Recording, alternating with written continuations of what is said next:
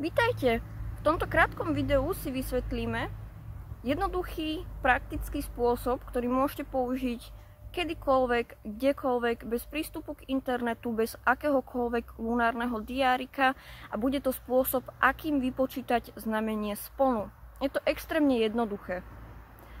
Teraz si vymyslím ľubovoľný dátum, ako napríklad 14. decembra. A hneď už len podľa tohto dátumu viem, že pokiaľ by 14. decembra nastal spln, tento spln by bol v znamení blížencov. Prečo?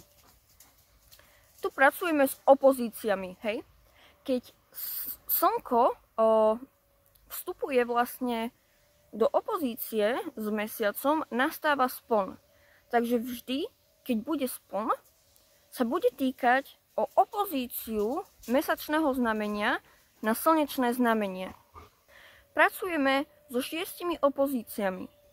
Teda baran, váhy, bík, škorpión, blíženec, strelec, rak, kozorožec, lev, vodnár, panna, ryby. Toto sa v astrológii nazýva 6 osí. Ak sa naučíme tieto opozície, čo verím tomu, že mnohí z vás už ovládate naspamäť aj i o polnoci, tak vieme veľmi jednoducho vypočítať podľa hociakého dátumu, akom znamení bude ten spln. Teda je to veľmi jednoduché. Dajme tomu 30. júla. Aké znamenie vládne 30. júla? Od 21. meníme vlastne znamenie, a preto to bude znamenie, ktoré si spájame väčšinou s augustom a koncom júla, a to je teda lev. Čo je opozícia na znamenie leva? To je vodnár. To znamená, že ak by nastal teoretický spln 30. júla, bol by v znamení vodnára. Keď si vieme teda už vypočítať spln, poďme si vypočítať nov. Nov je opak opozície. Nov je konjunkcia. Takže pokiaľ sa v teoretickom dátume 15. apríla nastane nov, v akom bude znamení? Pokiaľ pôjde o konjunkciu, teda o spojenie. Keď mesiac vstupuje do konjunkcie so slnkom, teda so spojením so slnkom, nastáva nov. Čo znamená, že nov bude mať vždy rovnaké znamenie, ako slnko má práve v ten mesiac.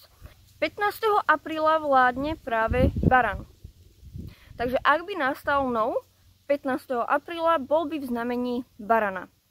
Keď sa toto naučíte, opozíciu, konjunkciu, všetky opozície, tzv. Osy, budete vedieť veľmi jednoducho, ľahko, bez prístupu na internet, hoci kedy vypočítať znamenie splnu. A tiež si všimnete, že ide v poradí. Teda spln, ktorý nastáva v septembri v období váh, bude v znamení barana.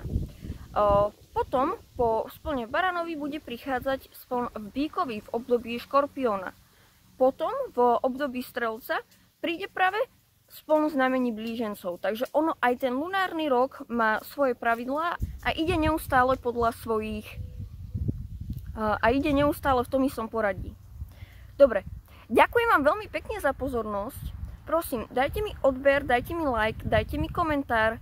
Ak chcete, aby som vám vypočítala váš osobný horoskop zdravia, kariéry, šťastia alebo vzťahov, kľudne mi môžete napísať na e-mail astrospol@gmail.com alebo ma môžete sledovať na mojom novom Instagrame, ktorý sa nazýva tiež, rovnako ako môj kanál na YouTube, nazýva sa 24 hodín astrológie a vidíme sa v ďalšom videu.